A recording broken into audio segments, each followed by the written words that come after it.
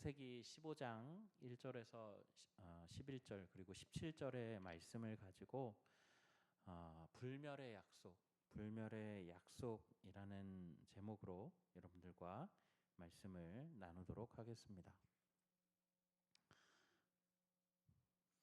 지난주에 우리가 이 아브라함이 318명의 가병들과 함께 이 롯을 구해낸 뒤에 개선하여서 멜기세덱을 만났던 그 장면을 살펴보았습니다. 멜기세덱에게 11조를 주었던 것은 멜기세덱이 하나님의 제사장이었으며 아브라함을 축복했기 때문입니다. 살렘 왕이자 하나님의 제사장인 멜기세덱은 예수님을 상징하는 인물이다라고 우리가 살펴보았죠. 오늘 말씀은 그 이후에 하나님께서 아브람과 언약을 맺으시는 장면을 담고 있습니다. 당시의 상황을 살펴보면 아브람과 318명의 병사들은 기습전을 통해서 다수의 적을 격파하고 상당한 거리에 추격전을 벌이는 등 상당한 능력을 입증했죠. 그러나 아브람과 그의 가족은 주변에 비해서 조금 큰 가문일 뿐 나라는 아니었습니다. 비록 전투에서 승리하기는 했지만 한 나라 혹은 여러 나라가 마음먹고 피해를 감수하면서 공격한다면 충분히 멸망시킬 수 있는 그런 규모였죠. 그래서인지 아브라함은 불안하고 두려워했습니다. 우리 1절 말씀을 함께 읽어보실 텐데요. 1절 말씀 함께 읽겠습니다. 이후에 여호와의 말씀이 환상 중에 아브라함에게 임하여 이르시되 아브라함아 두려워하지 말라. 나는 내 방패요 너의 지극히 큰 상급이니라. 하나님은 자신을 방패라고 표현합니다. 이 방패라고 번역된 히브리어는요 전쟁 용어인데 앞서 우리가 14장 24절에 보면 멜기세덱이 너희 대적을 내 손에 붙이신이라고 할 때에 그 붙이신과 동일한 자음을 사용한다고 합니다. 그러니까 하나님은 14장의 전쟁에서 이 아브라함의 손에 그 적들을 붙이셨던 그 일들을 지금 상기시키고 있다라는 것이죠. 반대로 말하면 이렇게 말을 해야 할 만큼 아브라함이 지금 상당히 두려움 가운데 있었다라는 것입니다. 또 하나님은 상급이 되신다라고 표현을 하시는데요. 현대인의 성경을 보니까 너에게 큰 상을 주겠다 이렇게 번역을 합니다. 이 상급이라는 단어로 번역된 히브리어 사카르는 임금 혹은 삭슬 이야기합니다. 24장에서 보면 아브라함은 전쟁에서 이겼지만 보통은 전쟁에서 이기게 되면 전리품이나 약탈물들을 챙기게 되는데 이런 것들을 하나도 취하지 않았다라고 말씀은 기록하고 있습니다. 심지어는 자신이 그 전쟁을 한 이유, 목숨을 걸고 구출한 조카 롯마저 아브라함에게 한마디 말도 없이 이 소돔 왕을 따라서 소돔으로 돌아가 버린 뒤였습니다. 그러니 이런 상황 가운데서 아브라함의 이 마음 속에는 두려움도 있었지만 허탈감 그리고 공허함도 함께 있었다라는 말이 되겠죠. 그런데 그런 그의 마음을 하나님께서 친히 큰 상급이 되어서 채워 주신다라는 겁니다. 그런데 아브라함의 반응은 퉁명스러웠죠. 하나님, 언약의 후손인 줄 알고 목숨 걸고 구한 롯도 저를 떠나간 마당에 저한테 무슨 상이 있단 말입니까? 저한테 지금 상이 무슨 의미가 있겠습니까? 그냥 저는 내 재산을 제 측근인 다메섹 사람 엘리에셀에게 주렵니다. 하나님 자식도 안 주셨잖아요. 3절 말씀이 바로 아브라함이 이렇게 퉁명스러운 반응을 보이는 이 핵심적인 이유인데요. 3절 말씀에 보면 이렇게 기록되어 있습니다. 3절 말씀입니다. 아브라함이 또 이르되 주께서 내게 씨를 주지 아니하셨으니 내 집에서 길린 자가 내 상속자가 될 것이니이다. 다시 말해서 지금 아브라함은 큰 민족을 이루겠다라고 하는 하나님의 약속에 대해서 깊은 실망감에 빠져 있는 것이죠. 자녀를 주셔야 큰 민족이 되든지 말든지 할 텐데 이제는 나이도 많아서 자녀를 도저히 얻을 수 없는 상황이 되니 이 지경이 되도록 성취를 보여주지 않으시는 하나님에 대한 불만을 우회적으로 지금 표현하고 있다라는 겁니다. 그러나 하나님은 단호하게 대답하십니다. 우리 4절 말씀 함께 읽어보시겠습니다. 4절 함께 읽겠습니다. 여호와의 말씀이 그에게 임하여 이르시되 그 사람이 내 상속자가 아니라 내 몸에서 날 자가 내 상속자가 되리라 하시고. 아니 그 사람 아니고 네가 낳을 내 아이가 내 상속자가 된다니까. 이렇게 말씀하신 하나님은 아브라함을 데리고 나가십니다. 5절 말씀에 보면 이렇게 기록되어 있어요.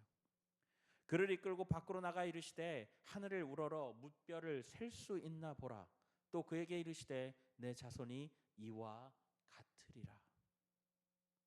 여러분 생각해 보십시오. 지금이야 그렇지 않지만 우리 어르신들 기억하시겠지만 예전에 우리 어르신들이 어린 시절에 하늘을 보면 얼마나 밤하늘에 별이 잘 보이셨습니까? 하물며 지금이 아브라함 시대잖아요. 문명의 시대를 벗어나서 이 정말로 이 문명 빛이 없는 그런 캄캄한 칠흑 같은 밤 하늘 가운데 별이 얼마나 많았겠습니까? 하나님께서 그 별을 보면서 지금 보고 있니? 내가 너에게 저기 보이는 셀 수도 없는 그 별처럼 많은 자손을 너에게 허락할 거야 라고 말씀하시는 거예요.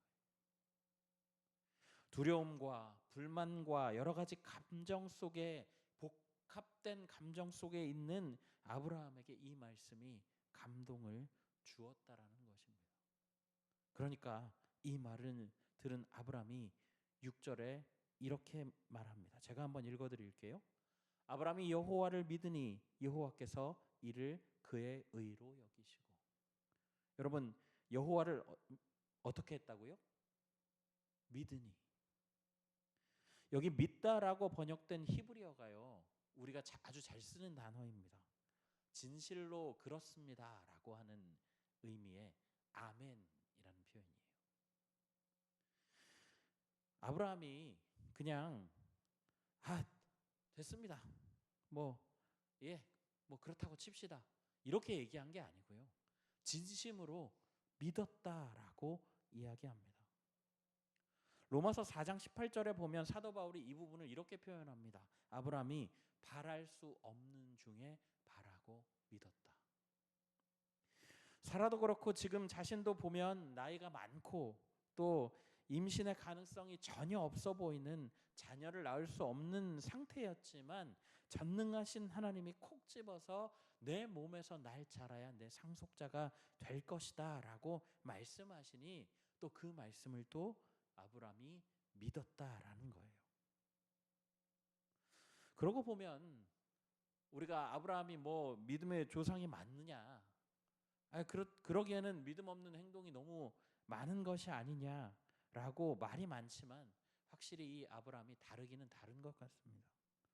직전까지 그렇게 불평을 쏟아내던 사람이 하나님이 인정하실 만큼 확신을 가졌다라는 것이니까요. 그리고 그 믿은 것을 하나님이 그의 의로 여기셨다라는 겁니다. 여러분 하나님의 공의라고 하는 측면에서 생각을 하면 인간은 그 공의에 도달할 수 없는 존재입니다. 제가 기회 될 때마다 말씀드리는 것이 하나님은 0.000000000000에서 무한대까지 1의 악도 허용할 수 없는 분이십니다. 완전한 선이시니까요. 그러니까 우리가 아무리 대단하게 우리가 뭔가 하나님의 뜻을 따른다라고 하고 뭔가 거룩한 생활을 한다라고 아무리 애쓴다 할지라도 하나님 기준에서 보면 전혀 의로운 존재가 될 수 없다라는 거예요. 조금 더 심하게 말할까요? 존경받는 목사님이나 지금 살인을 저지르고 사형수가 되어 있는 인물이나 하나님의 공의의 관점으로 보게 되면 그저 똑같은 죄인이라는 것입니다. 그런데 그런 하나님이 이를 그의 의로 어떻게 하셨다고 얘기하냐면 여겼다라고 이야기하고 있는 거예요. 여러분, 여겼다라고 하는 표현은 이런 뜻입니다. 정확하게 딱 맞아떨어지는 건 아닌데 거기까지 성에 차지는 않는데 그래, 오케이, 여기까지는 받아줄게 라고 이야기하는 거예요. 간주하다라는 표현이거든요. 여러분, 이게 은혜입니다. 하나님의 기준에 차지는 않지만 하나님의 원하시는 그 위치에 도달할 수는 없지만 하나님께서 그렇게 여겨 주신다라는 거예요. 우리가 죽어 마땅할 죄인이지만 예수 그리스도의 보혈이 우리에게 입혀질 때에 하나님이 우리를 의로 여겨주시고 구원하신다라는 거죠. 그리고 이제 하나님은 땅에 대해서 말씀하십니다. 우리 7절 말씀인데요. 우리 7절 말씀 함께 읽어보겠습니다. 7절입니다. 또 그에게 이르시되 나는 이 땅을 내게 주어 소유를 삼게 하려고 너를 갈대아인의 우르에서 이끌어낸 여호와니라. 창세기 12장에서요. 이 아브라함에게 너는 본토 아비집을 떠나 내게 보여줄 땅으로 가라라고 명령하셨었죠. 그리고 그들이 이제 이동하여서 가나안 땅에 이르렀을 때에는 이 땅을 너에게 줄 것이다라고 약속하셨습니다. 지금 하나님은 그 약속을 상기시키시는 거예요. 그러면서 아브라함에게 네가 땅을 소유하게 될 것이다라고 확언하시는 거죠. 그 약속 때문에 굳이 안정적인 삶을 살 수 있는 본토 아비집을 떠나서 이 안정도 또 평화도 찾을 수 없는 그 땅 가운데 온 아브라함에게 확신을 주신다라는 겁니다. 역시나 우리가 믿음을 의심해왔던 아브라함, 좀 전에 의로 여기셨던 그 믿음은 어디 가고 또 이렇게 물어봅니다. 우리 8절 말씀 함께 읽어보실까요? 8절입니다. 그가 이르되 주 여호와여 내가 이 땅을 소유로 받을 것을 무엇으로 알리이까? 여러분, 세상에 생각해 보면 아브라함이 뭐 믿음의 조상이라고 하는 별명이 있어서 그런 거지 절대 믿음이 유독 적은 것이 아닙니다. 우리 다 그렇잖아요. 자, 여러분, 자녀에 대한 약속을 확신했습니다. 오케이. 그런데 땅에 대한 약속은요? 여러분, 아니요. 약속을 지금 패키지로 받은 게 아니잖아요.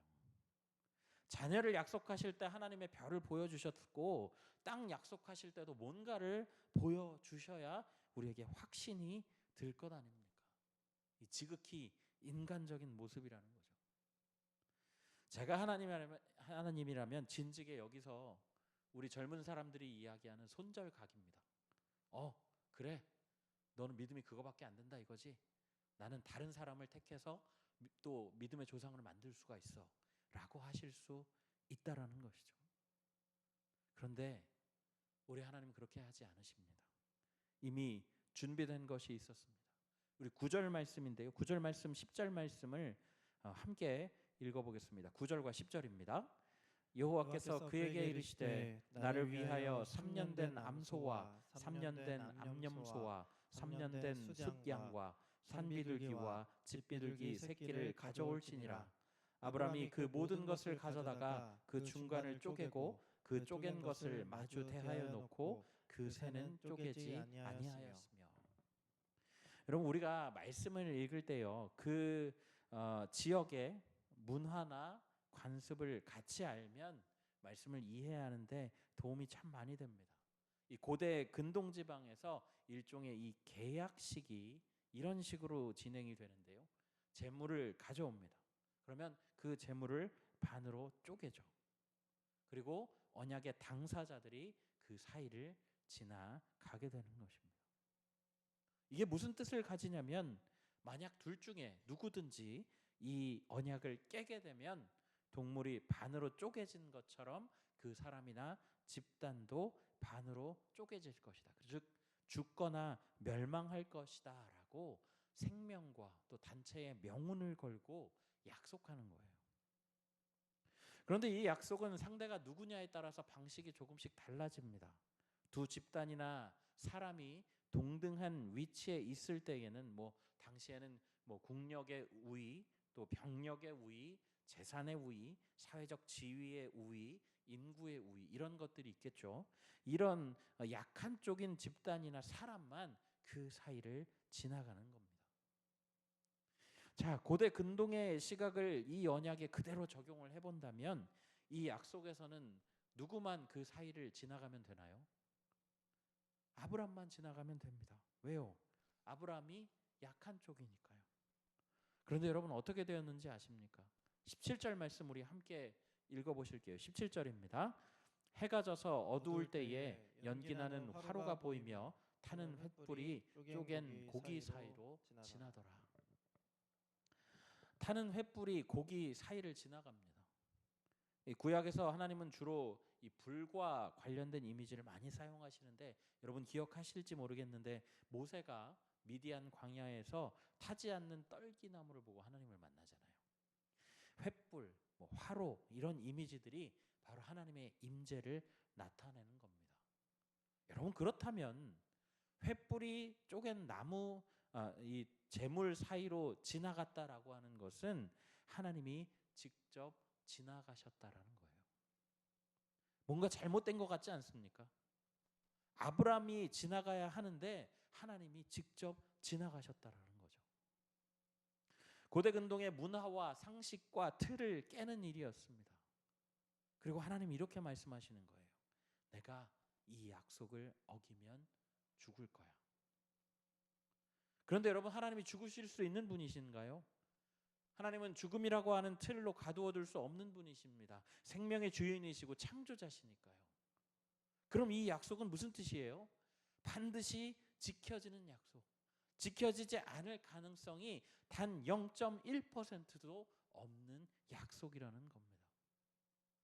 그래서 히브리서 기자는 이렇게 기록합니다.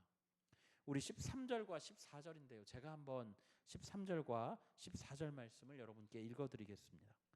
하나님이 아브라함에게 약속하실 때에 가리켜 맹세할 자가 자기보다 더 큰 이가 없으므로 자기를 가리켜 맹세하며 이르시되 내가 반드시 너에게 복주고 복주며 너를 번성하게 하고 번성하게 하리라 하셨더니. 고대 근동에서는요 자기보다 큰 존재를 두고 맹세하는 일이 흔했습니다. 그런데 하나님보다 크신 분이 있나요? 없습니다. 그래서 하나님은 자기를 가리켜 맹세하셨다라는 거죠. 저는 이 부분을 묵상하다가 문득 이런 생각이 들었습니다. 하나님은 왜 굳이 이렇게까지 하시는 거죠? 인간의 약함을 너무 잘 아신다라고 하는 설명만으로는 좀 아쉽습니다. 아니요, 꼭 오늘 본문에서만 생각하게 되는 질문은 아니죠. 우리가 성경을 읽다 보면 하나님의 사람을 사랑하시는 방법, 자기 백성을 사랑하시는 방법은 손익계산을 전혀 하지 않으신다라는 것을 알 수가 있습니다. 하나님은 늘 극단적으로 자기 백성에게 유리한 조건을 거시고 자기 이름을 걸고 약속하시죠. 반드시 지키겠다라고 하는 의지를 보여주시고 실제로 그 약속은 반드시 지켜지게 됩니다. 민수기 23장 19절은 이렇게 말합니다. 하나님은 사람이 아니시니 거짓말을 하지 않으시고 인생이 아니시니 후회가 없으시도다. 어찌 그 말씀하신 바를 행하지 않으시며 하신 말씀을 실행하지 않으시랴. 하나님은 아브라함이라는 인간의 불의함을 아셨습니다. 그를 시작으로 하늘의 별과 같은 수에 헤아릴 수도 없는 그 자손들을 통해서 이룰 그 민족의 불의함도, 그 민족이 세울 나라의 불의함도 알고 계셨죠. 그뿐만이 아닙니다. 신약 시대로 넘어와서 오늘날 그리스도인이라는 이름을 달고 살아갈 우리 믿음의 영적 이스라엘인 우리의 불의함 역시도 아셨습니다. 그러나 그 모든 불의함을 예수 그리스도라는 의로, 그의 피로, 그의 희생으로 덮으셨죠. 인간의 몸을 입고 이 땅에 오신 하나님인 예수님이 아브라함에게 생명을 걸고 하셨던 그 약속을 그대로 실행하셨다라는 거예요.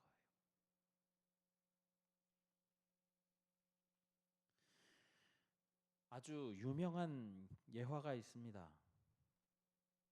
아버지와 아들이 있습니다. 아버지는 아들에게 가위바위보를 해서 이기면 선물을 주겠다라고 말하고 가위바위보를 시작하죠. 아들이 이기자 아버지는 기쁨 가득한 얼굴로 아들에게 선물을 줍니다. 아들이 또 이기자 아버지는 더욱 기쁜 얼굴로 선물을 주죠. 지나가던 이 이웃이 이 장면이 의아해 보였는지 가까이 가서 확인을 했는데요.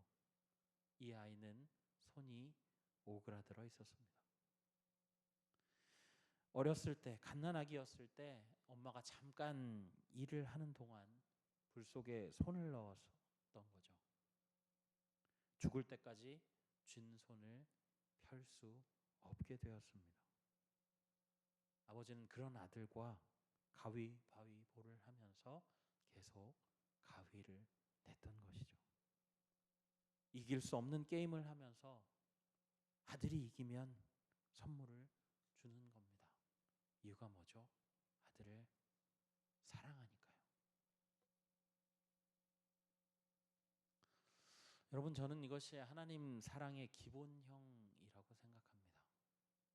우리는 죄라고 하는 불에 손이 되어서 영원히 손을 펼 수 없이 살아가야 하는 존재였죠. 그런 우리를 위해서 하나님은 나를 이기면 선물을 주마 라고 하시며 스스로를 가위를 낼 옵션으로만 제한한 채로 우리와 가위바위보를 하고 계십니다. 지속적으로 말씀하시는 거예요. 주먹만 내도 이길 수 있게 만들어놨어.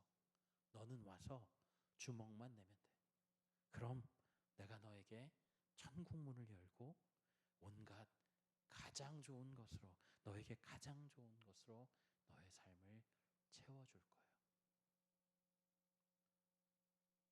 말씀을 보면 이렇게 하시는데도 이스라엘 백성들이 말을 안 듣고 가위를 내고 벌을 내고 결국 선물을 다 준비해 놓으셨고 주시려고 하는데도 못 받는 일들이 수두룩합니다. 여러분, 오늘 우리 모습도 그렇잖아요. 아브라함이 믿으니 하나님이 그를 의로 여기셨다라고 말씀하시는 것처럼 우리의 불의함과는 상관없이 하나님의 사랑과 긍휼 그 자체인 예수 그리스도를 믿기만 하면 의롭다 여기셔서 우리에게 준비한 선물을 다 주신다라는 것이죠. 그것이 하나님이 우리를 사랑하시는 방식입니다. 사랑하는 성도 여러분, 이 세상에서 그리스도인이라고 하는 이름으로 사는 것이 쉽지 않으실 줄로 압니다. 예수만 믿고 살면 만사 형통할 줄 알았고 꽃길만 열릴 줄 알았지만 이미 아담 때부터 죄로 인해서 뒤틀린 피조 세계와 잠시 공중 권세 잡은 자에게 통치가 허락된 이 세상으로 인해서 우리의 믿음을 향한 여정은 쉽지 않다라는 것이죠. 또 예수님이 십자가에서 우리의 죄를 다 씻어주셨는데도 여전히 우리에게 남아있는 죄의 습관이 우리를 괴롭히기 때문입니다. 그러나 우리를 향해 거두신 적 없는 사랑과 긍휼 그 자체이신 예수 그리스도로 인해 우리는 지금 모습 그대로 주먹만 내도 하나님이 주시는 은혜를 받아 누릴 수가 있는 것이죠. 이제 그 사랑을, 이제 그 긍휼을 받았으니 오늘 우리 삶에서 받은 자답게 그리스도인답게 하나님의 명령과 규례를 지켜 행하는 삶을 살아가야 하는 것입니다. 바라기는 오늘 말씀을 듣는 우리 성도님들이 하나님의 그 사랑과 긍휼을 기억하며 오늘도 각자 보내신 삶의 자리에서 그리스도인으로 하나님의 말씀과 규례를 지키는 삶으로 살아가시기를 예수님의 이름으로 간절히 부탁드립니다. 아멘. 우리 시간에 말씀을 기억하면서 함께 찬양하실까요?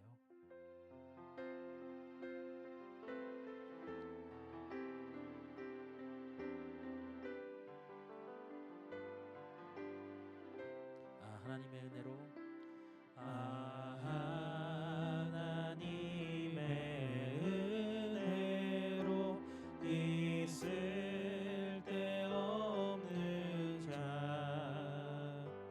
왜 구속하여 주는지 난 알 수 없도다. 2절입니다. 왜 내게 굳센 믿음과 또 복음 주셔서 내 맘이 항상 편한지 난 알 수 없도다. 내가 믿고 또 의지함은 내 모든 형편 아시는 주님 늘 보호해 주실 것을 나는 확실히 아네. 3절입니다. 왜 내게 성령 주셔서 내 마음 감동해 주 예수 믿게 하는지 난 알 수 없도다. 4절입니다. 주 언제 강림하실지 주 언제 강림하실지 혹 밤에 혹 낮에 또 주님 만날 그곳도 난 알 수 없도다. 내가 믿고 또 의지함은 내 모든 형편 아시는 주님 늘 보호해 주실 것을 나는 확실히 아네. 내가 믿고 또 의지함은 내 모든 형편 아시는 주님 늘 보호해 주실 것을 나는 확실히 아네.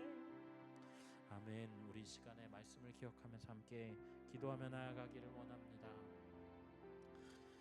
아브라함에게 참 많은 두려움과 걱정들이 있었지만 하나님께서 친히 그에게 또 그의 환상 중에 임하셔서 내가 그 셀 수 없는 자녀를 줄 것이고 너에게 또한 이 땅들을 너에게 줄 것이다 라고 말씀하시는 내용을 봅니다. 그리고 이것을 아브라함이 믿으니 그의 믿음을 의로 여기셨다라고 기록합니다. 우리가 세상을 살다 보면 그리스도인으로 사는 것이 쉽지 않지만 우리를 예수 그리스도의 의로 덮어주시고 의로 여겨주신 그 은혜를 생각하지 않을 수 없습니다. 우리 이 시간에 이렇게 두 가지 기도 제목 가지고 함께 기도하며 나아가실까요? 아브라함의 믿음을 의로 여기시는 하나님이 우리의 불의함에도 불구하고 예수 그리스도를 보내심으로 의로 여겨주심에 감사합니다. 의롭다함을 덧입은 우리답게 하나님 앞에서 말씀과 규례를 지키기에 애쓰는 삶을 살아가게 하여 주시옵소서. 또 늘 우리에게 유리한 극단적인 조건을 내미시고 좋은 것으로 채워주시기를 기뻐하시는 하나님의 그 사랑과 긍휼에 감사하며 오늘 우리에게 주어진 믿음의 여정을 끝까지 완주할 수 있도록 인도하여 주옵소서. 우리 이 두 가지 기도 제목 가지고 함께 하나님 앞에 기도하며 나아가겠습니다. 사랑의 하나님 감사합니다. 오늘도 우리에게 말씀 허락하여 주셔서 하나님 그 말씀을 통해 주님 우리에게 주시는 은혜들을 경험하게 하시니 참으로 감사합니다. 아브라함이 그것을 믿으니 주님 하나님께서 의로 여기셨다라고 하는 말씀을 우리가 기억합니다. 하나님 우리의 불의함에도 불구하고 예수 그리스도라는 의를 보내어 주셔서 우리를 의로 여겨주심을 우리가 감사할 수밖에 없습니다. 하나님 의로움을 덧입은 우리가 주님 세상 가운데 나아가 살아갈 때에 주님 그 의로움을 덧입은 자답게 살아가게 하여 주시고 그리스도인이라고 하는 이름답게 살아가게 하여 주셔서 하나님 앞에서 하나님의 말씀과 규례를 지켜 행하는 삶을 살아가기로 애쓰고 수고하는 자들 될 수 있도록 하나님 인도하시고 붙잡아 주시기를 간절히 구합니다. 하나님 늘 우리에게 유리한 극단적인 조건을 내어 주심으로 주님 또한 그것을 채울 때에 우리를 또 가장 좋은 것으로 채워주시는 하나님이심을 주님 우리가 말씀을 통해 깨닫습니다. 하나님의 그 사랑과 그 긍휼에 감사하며 주님 오늘 우리에게 주어진 믿음의 여정들을 주님 끝까지 완주하는 자들 될 수 있도록 주님 우리가 그런 삶을 살아갈 수 있는 자들 되도록 하나님 우리의 삶 가운데 역사하시고 인도하여 주옵소서. 우리를 살리시고 우리를 붙드시고 우리에게 은혜 주시는 하나님 앞에 감사드리옵고 주님 우리가 계속해서 우리의 삶을 그렇게 살아가기를 원하오니 하나님 붙잡아 주옵소서.